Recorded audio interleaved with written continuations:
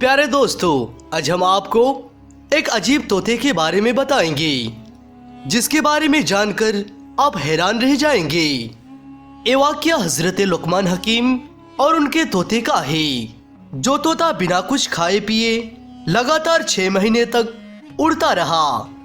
उसके बाद क्या हुआ, इसके बारे में मुकम्मल जानने के लिए पूरे वीडियो को अंत तक जरूर देखिएगा और हमारे चैनल को सब्सक्राइब करके ऑल नोटिफिकेशंस क्लिक कीजिए। दोस्तों, हकीम लुकमान के बारे में आप सभी ने तो सुना ही होगा।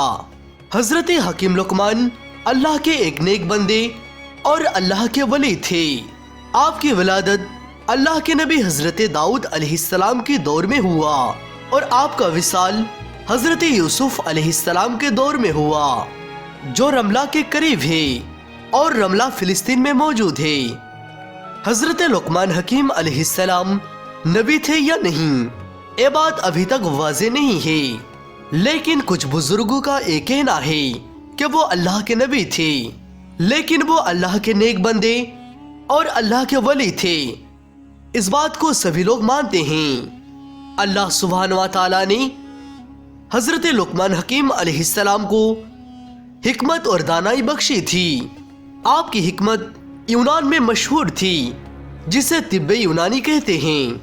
हजरत लुकमान हकीम रदियल्लाहु अन्हु की हिकमत और दानाई के बहुत सारे वाक़यात मशहूर हैं। इनमें से एक वाक़या आज हम आपकी खिदमत में पेश करने जा रहे हैं। कहा जाता है कि हकीम लुकमान अलैहिस्सलाम के दौर में हर चीज यानी हर बेजुबान पर जुबान थी।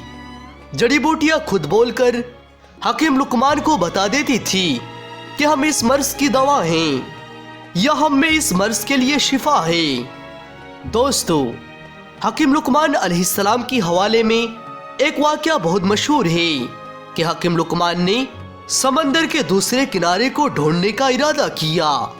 उनके पास एक तोता था जो उनसे कलाम किया करता था।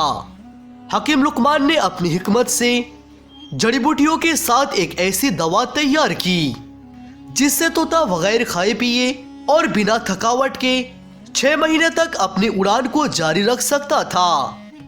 हकीम लुकमान अलैहिस्सलाम ने 2 ऐसी गोलियां तैयार की।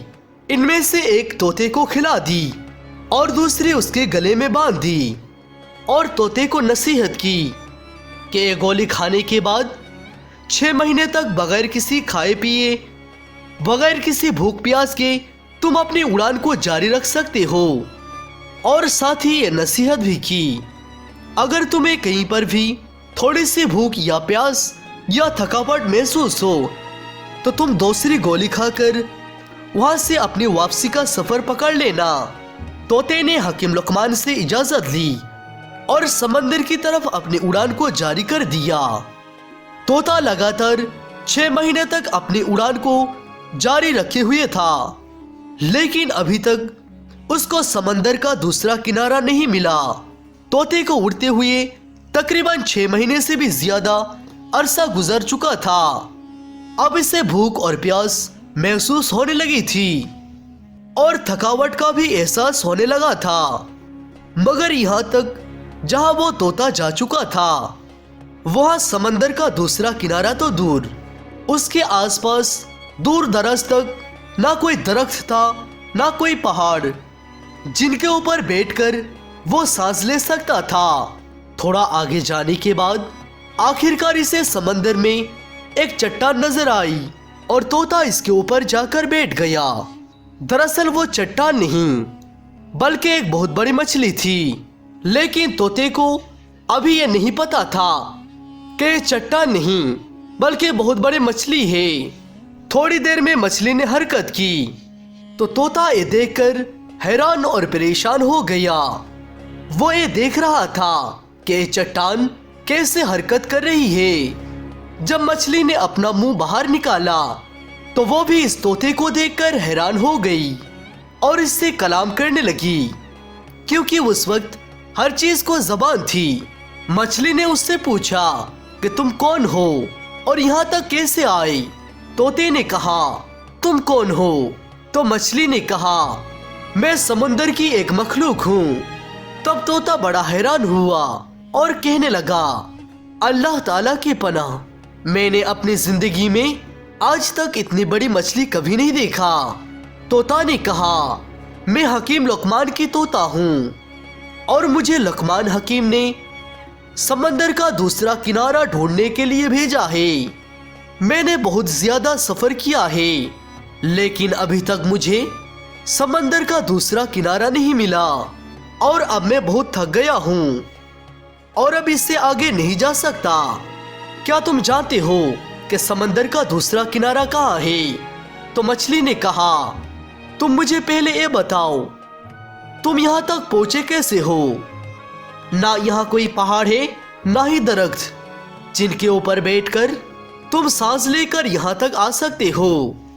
تب طوطے نے حکیم لقمان علیہ السلام کا سارا ماجرا اس مچھلی کو بتایا۔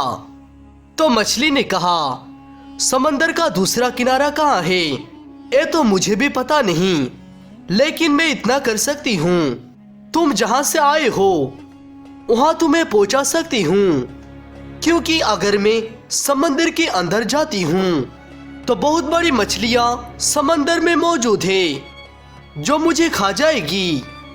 طوطے نے کہا ٹھیک ہے اب مجھے وہاں بھیج دو جہاں سے میں آیا ہوں۔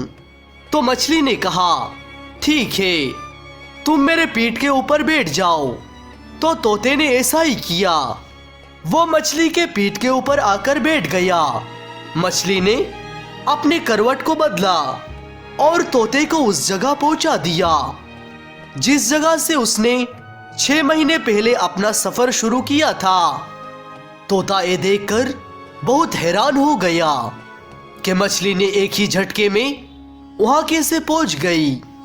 ساتھ ہی مچھلی یہ بھی دعویٰ کر رہی تھی کہ مجھ سے بھی بڑی مچھلی سمندر کے اندر موجود ہے، جس کی وجہ سے وہ سمندر کے گہرائی میں نہیں جا سکتی تھی۔ جب حکیم لقمان رضی اللہ عنہ کو یہ سارا ماجرا سنایا تو بہت حیران ہوئے اور اللہ تعالیٰ کی بارگاہ میں سجدہ ریز ہو گئے اور کہنے لگے یا پروردگار، بے شک تو ہی جانتا ہے کہ سمندر کا کنارہ کہاں سے کہاں تک ہے۔ سبحان اللہ، اللہ اکبر۔